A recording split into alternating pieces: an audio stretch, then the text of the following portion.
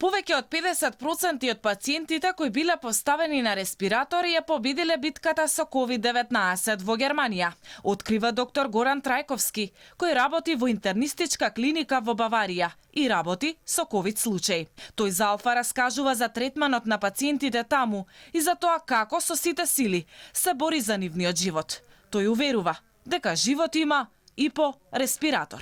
Респиратор е најагресивната форма на терапија со кислород и мора да се избегне значи тоа треба да биде целта на секој лекар да ја избегне, но кога ќе дојде веќе до таа е доста корисна алатка. Кај бели дробови кои што откажуваат полека. Успесите од респиратор се движат околу 50-60% од пациентите преживуваат. Значи смртноста е голема, мора да се каже. Но мора да се каже дека во целиот свет смртноста кога ќе дојде веќе до респиратор е голема, но респираторот е супер алатка кај погодени, кај одредени луѓе, значи не може и кај секој да се користи таа алатка и ние имавме добри резултати.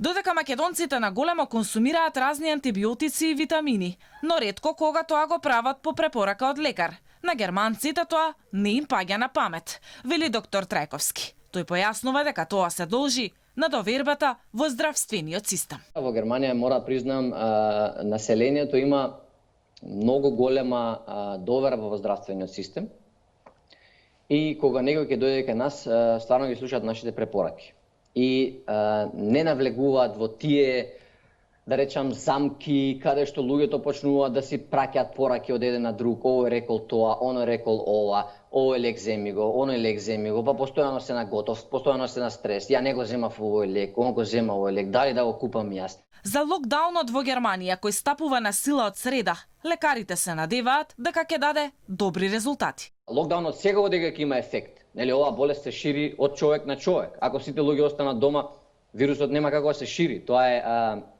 е јасно.